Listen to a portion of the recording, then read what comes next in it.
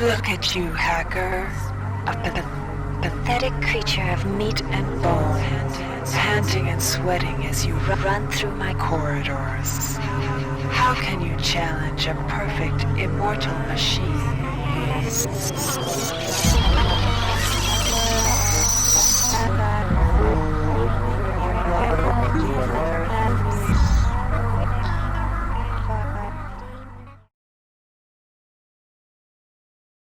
Three first-person shooters released between 1998 and 2000 changed the course of gaming.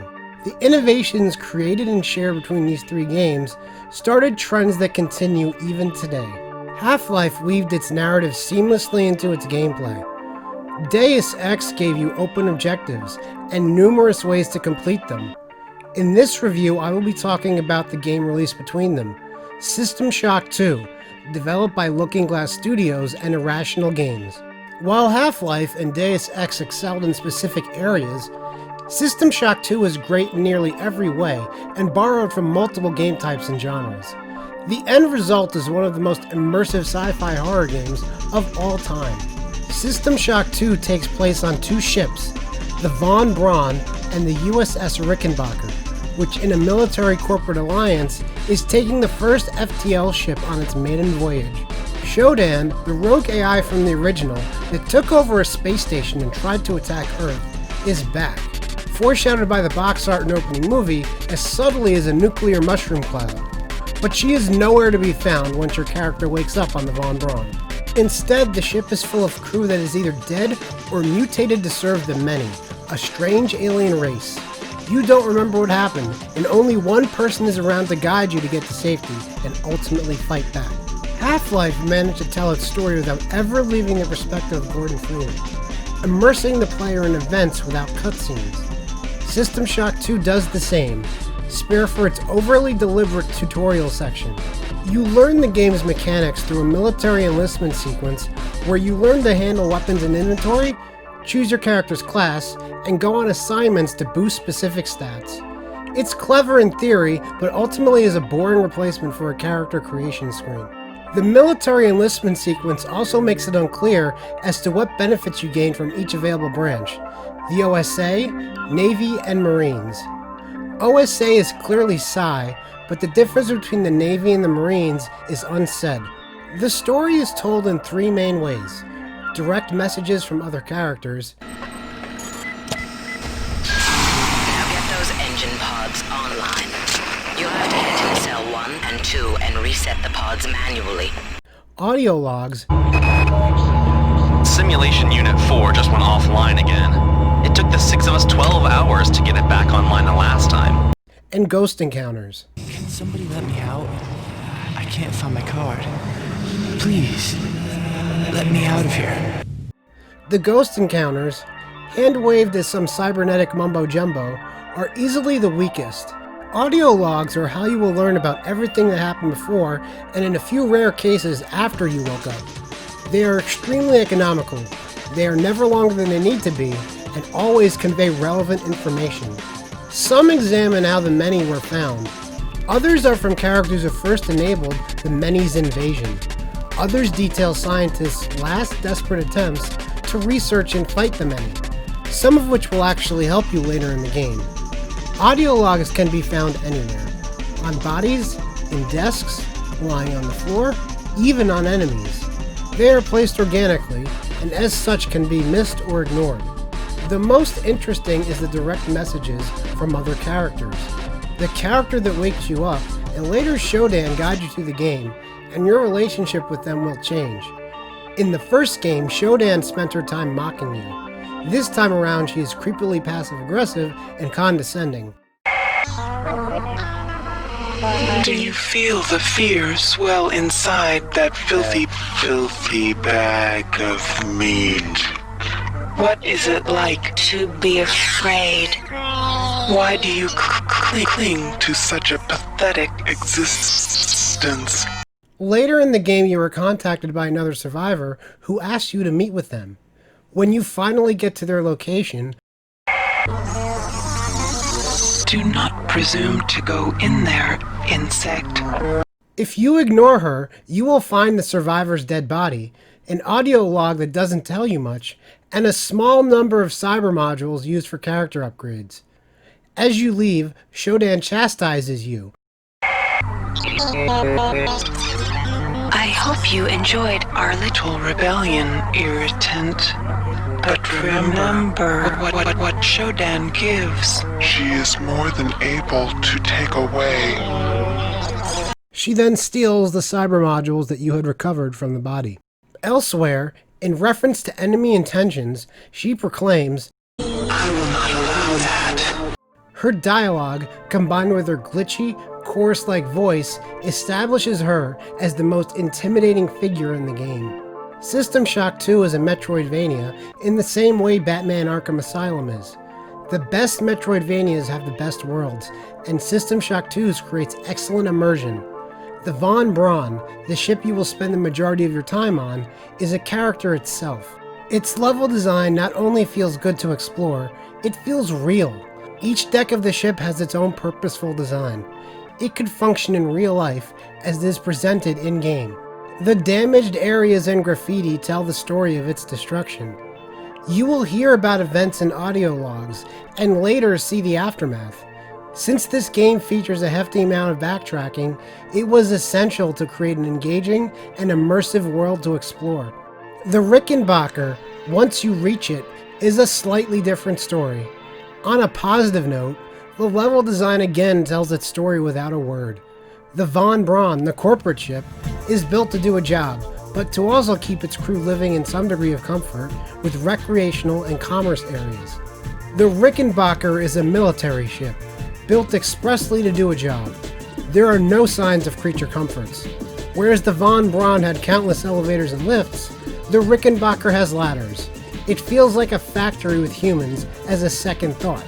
It does this so much that this is almost an optimistic way of looking at it. The Rickenbacker is not an open area like the Von Braun was. It's highly linear, with some brief diverging paths. While it tells a story, it's a disappointing gameplay experience compared to the previous part of the game.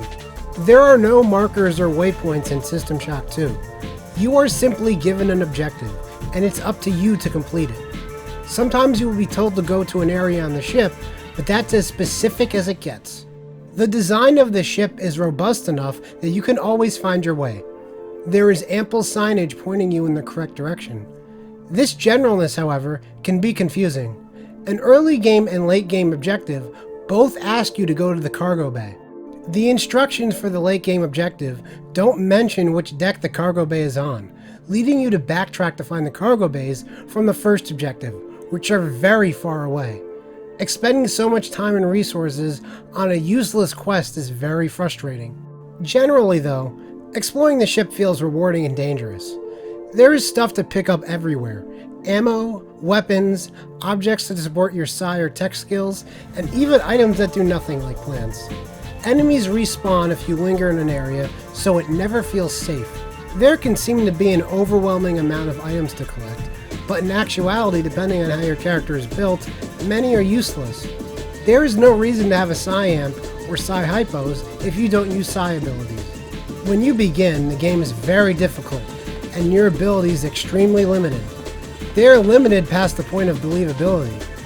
For example, if you choose to enlist in the Navy and focus on tech, you'll be unable to use a shotgun until you upgrade your weapon skills, despite the fact you've enlisted in the military. After a sketchy first couple of hours, you will find yourself on par with the enemies. Then the game gradually escalates with you. You will never feel like you have an advantage. On the first deck, you will run into the same enemy over and over, a mutated human male with either a pipe or a shotgun. Meanwhile, there were obviously women on the ship, as proven by audio logs recorded by them, and a couple of dead female bodies. It stays this way long enough to start assuming that this is a massive plot hole. Then you start finding audio logs hinting at what happened to the women. Then you finally find them, and why they were grouped in one place, and why they are more dangerous. It's one of the most horrifying moments of the game, and the way it's integrated into both the story and gameplay is what makes this game so special. Enemies progress to mutated animals and insects, and from there to things beyond anything humanity knows. You can play System Shock 2 in a couple of ways.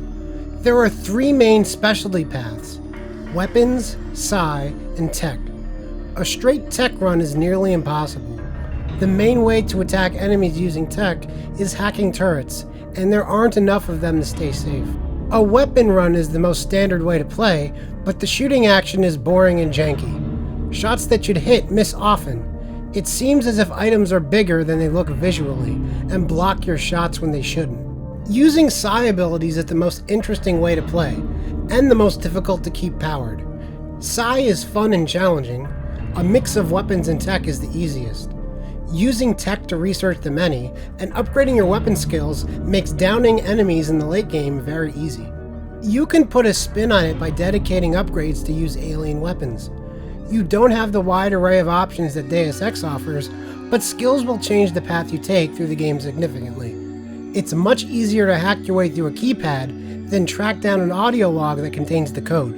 The rich level and art design mask a serious flaw: graphics.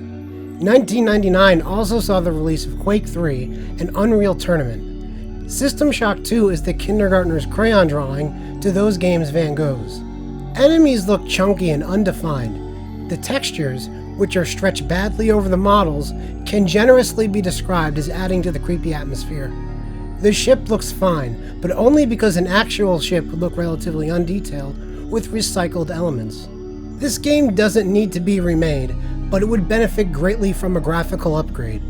The game still manages to be terrifying nonetheless, a testament to the rest of the game design. Perhaps the most effective element of System Shock 2's atmosphere is its audio design, though it does have one large caveat. The ambient sound fuels the ship's character. You will hear ongoing fires, distant explosions, straining pipes, and mechanical noise. If you were dropped into the game without context, you would immediately know that you are on a ship of some kind. You can also hear the sounds of enemies at a distance, and those sounds are not of generic growling and menacing.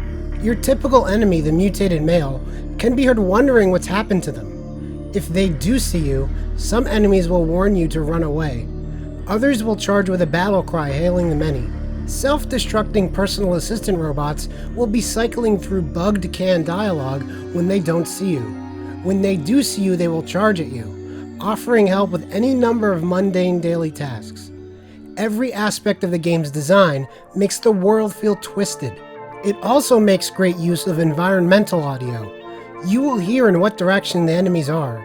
Thanks to this, you will rarely be caught off guard by respawning enemies. The big downside is that this accurate directional audio only applies to the same plane you are on. You are unable to tell whether enemies are above or below you. If an enemy is directly above you, it will sound like they are right next to you, leading to some confused moments. If they are farther away but below you, you will be preparing for an encounter that will never happen. By the latter stages of the game, this will become annoying. You'll start hunting enemies on different levels just to shut them up. The game's music is good, but there are very few times where it adds to the experience. It's much more immersive to disable the in-game music and completely envelop yourself in the sounds of the ship. System Shock 2 is not perfect. Its inventory and skill system is clunky and overly complicated, and weapons demonstrate this perfectly. Weapons will degrade with usage similar to Breath of the Wild. The difference is that once a weapon is broken, you can repair it with a strong enough repair skill and the required item. You will find many weapons, but unless you find it in a locked armory, it will either be broken or break after little use. Your choice is to build your repair skill, collect repair items, and constantly repair them, or make do with rickety, unreliable weapons you collect along the way. Or you can use your maintenance skill, which is separate, to keep the weapons you collect at a high quality. And if you want to modify the weapons to be more powerful, you can use modifier items with your modify skill, which is separate from the other two. Having 3 different skills for very similar actions is just one way that System Shock 2 is extremely complex. It was very much a 1990s PC game. System Shock 2 is one of the most influential games of all time that was unfortunately overlooked when it released and forgotten as time progressed. Dead Space fans may have noticed some strong parallels in story and atmosphere. That is because Dead Space started development as System Shock 3. Developed mostly by the team behind System Shock 2, BioShock got its shock from System Shock. Games from varying genres have taken key mechanics and further evolved them. Even if it feels a little outdated today, it stands up to the test of time far better than most other games of its time. With only a graphical update, it could probably pass for a clunkily styled modern game. The gaming world would be a far different place if System Shock 2 never happened.